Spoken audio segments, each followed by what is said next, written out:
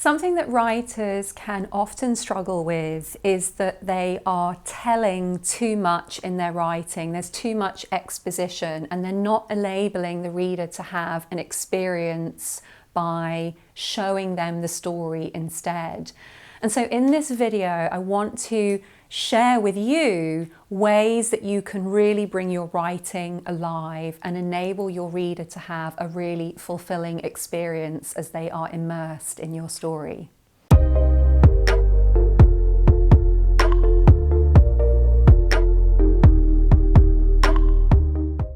Now, the first thing to say is that it is okay to tell some things. Like, for example, we need to give our reader understanding of the passage of time, and so we will need to tell them certain facts. But I want for you to get a sense that telling these facts are a little bit like the scaffolding upon which you're then going to drape the experience of your story. And so you really want to start to tune in to how you want the reader to feel, and that's going to be the experience that you drape onto your story.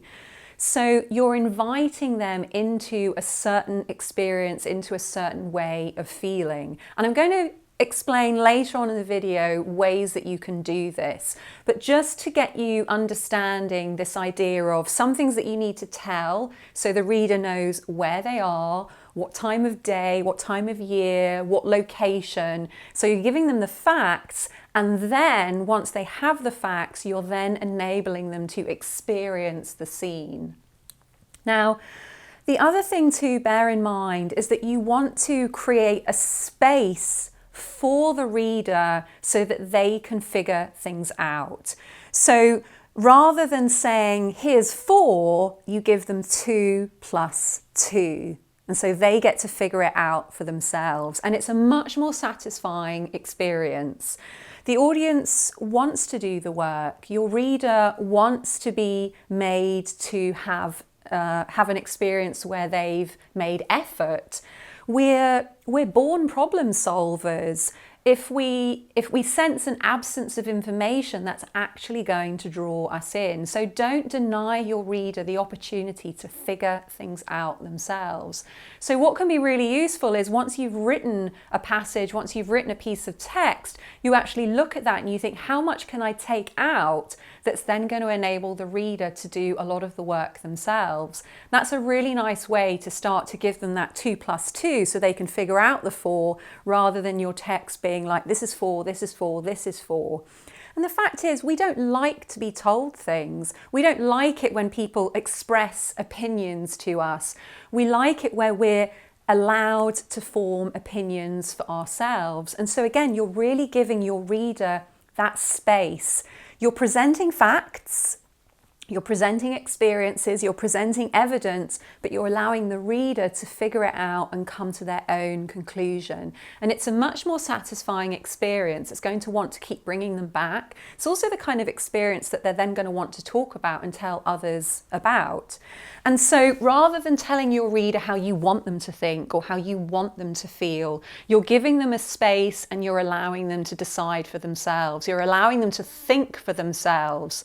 I think this character is really devious. I'm not sure, but these facts, this information, this scene is giving me a sense that they might be devious. Or, oh, I've got a feeling that something's going to go wrong. You haven't told them that something's going to go wrong, but you've given them the atmosphere, you've given them some subtle signs that something's going to go wrong. And so the reader feels that they're almost one step ahead of you and they're figuring things out for themselves.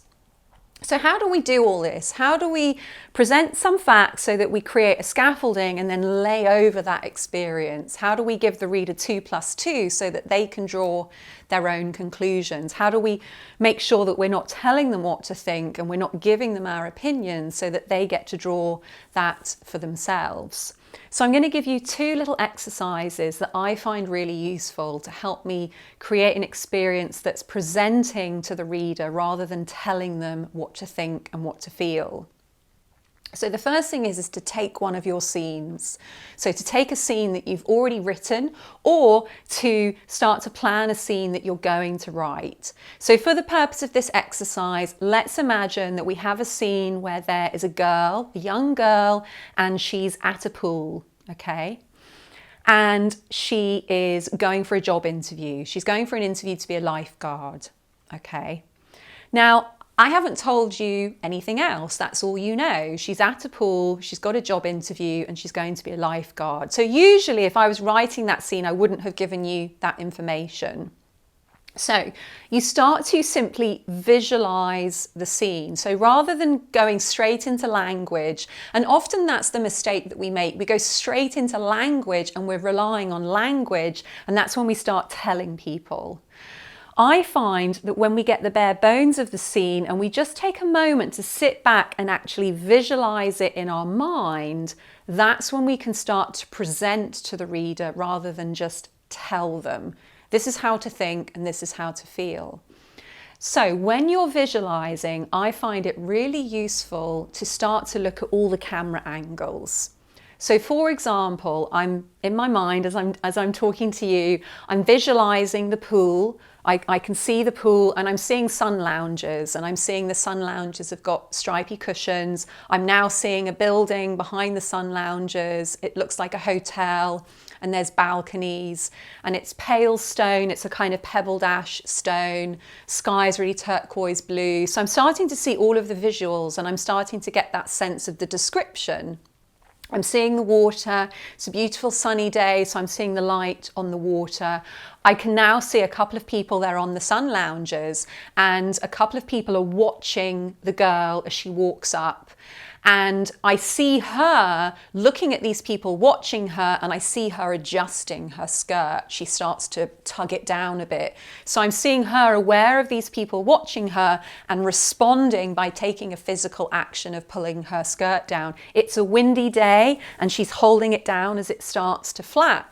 So I'm starting to get an experience of what she's going through as I'm watching. So now I'm going to change the camera angle. What if I imagine that I am the girl and I look out of her eyes? And so now I'm looking down at my feet and I'm looking at the footwear that I'm wearing on my feet. And as soon as I do that, as soon as I imagine myself do that, I hear a thought that comes into my mind, which is, this is really inappropriate footwear. So again, at the moment, I'm just gathering information. And so now I'm imagining myself as the water. I'm imagining myself as the water looking at the girl. And I'm the water thinking, is she going to be a good lifeguard? I don't know. And I'm looking at her through the water's perspective. Now I'm imagining myself being the lifeguard. I'm the lifeguard in the chair and I'm observing her. So we've been examining this for just a few minutes. Often we can be so eager to get started. We can be like, oh, I've got to get my words done today, that we don't give us this space and this time to really start to visualize the scene. So now I've got a sense of some key components. I know that there's a lifeguard there. I know that the water's there, and I've got this sense of like, how does the water feel? I know there's people watching the girl. I know that she's aware of that. I know there's a hotel. And so it means that I can start to describe the scene and set it out that's presenting it to my reader, giving them a sense of anticipation. So is she going to get the job? Is she the right person for the job? What do these people think of her? So that's the first exercise, is to just come away from words and start to visualize the scene and go from as many different camera angles or perspectives as possible. So you can imagine a bird's eye view looking down on the scene. You can imagine being every person on the sun lounger looking at the girl, like I did, where I was a moment where I was looking at her from the water's perspective. You can come into an object and view the scene from that object. And what that's going to give you is much more experience yourself of the scene.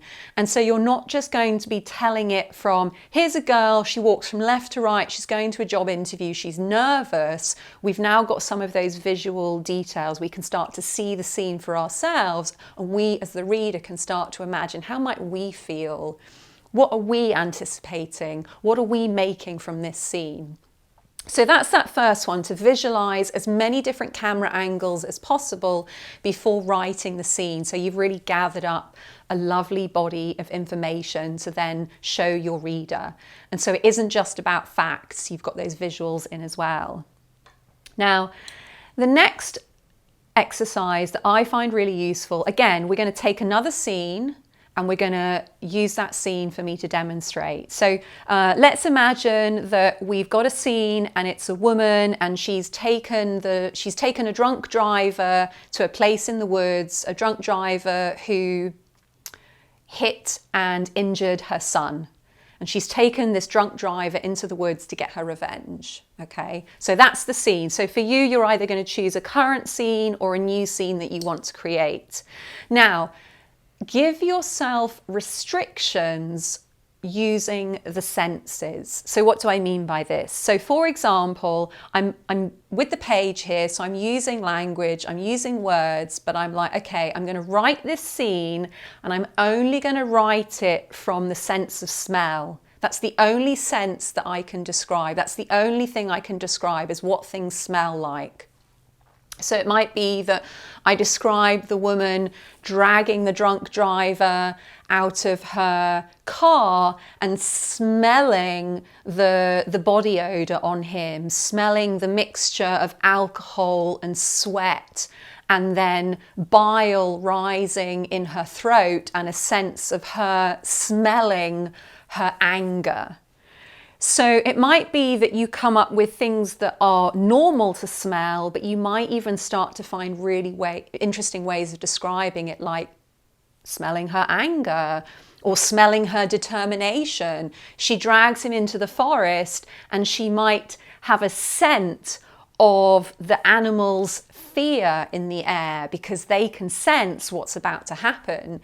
She might smell the combination of her anger and his lack of remorse and have a sense of the smell combination that makes. So when you give yourself that restriction, the mind finds really imaginative ways to work around that. So again, you can do the same with taste. I find it really useful to choose the more uncommon senses first. So smell and taste and sound, and then I go to sight, and then I go to feeling, because I think feeling is probably the most common one we use when trying to give the reader a sense of what's going on. So I find I put that one last and I'm making myself work. So again, she might be out in the woods and she might be tasting her sweat because she's worked up, so she's tasting a sort of acid in her sweat. But she might also be tasting the satisfaction that she imagines feeling after hurting this man. And so we're starting to give the reader an experience of what's about to happen or what's happening in a really new and interesting way. So go through all of the senses, like go through the sound. So again, she might be hearing the sound of the man's arm as she breaks it, but she might also be hearing the sound of the police siren as it comes to get her because of what she's done. And so we get a sense of like, okay, she's sort of committed to what she's doing because she's hurting this man, but she's also afraid of the consequences. Now, I haven't said that. I've simply said that she hears the sound of his arms breaking and she imagines the sound of the police siren. But we know what's going on. As the reader, we're being given 2 + 2 and we're being able to make 4. So again, I find that one a really useful exercise to make sure that I'm showing the reader as much as I can and I'm giving the reader an opportunity to draw their own conclusions, to have their own fulfilling experience, rather than telling them exactly what's going on and not leaving them any room to experience the writing for themselves. So 2 super simple but super profound exercises that are going to make a really dramatic difference to your writing. It's going to elevate it to the next level. So I hope you enjoyed this one. I'd love to know in the comments below, what are you working on? What do you struggle with? What videos would you find it really useful to learn more about? So let me know in the comments below. Give me a sense of the projects you're working on and give me a sense of the help that you need right right now. And if you're looking for support, if you're looking to join a committed and creative community, then let me invite you over onto my community on Facebook, Write No Matter What. It's a free community. I'm live every week offering inspiration and support and motivation. I do free interviews with industry professionals. We've got agents, we've got writers, we've got editors who come into the group, all for free. I would love it if you came and joined us. There's a link below. You'll be able to find out a little bit more and you'll be able to sign up for the community and start getting involved today. Hope to see you there. Take care.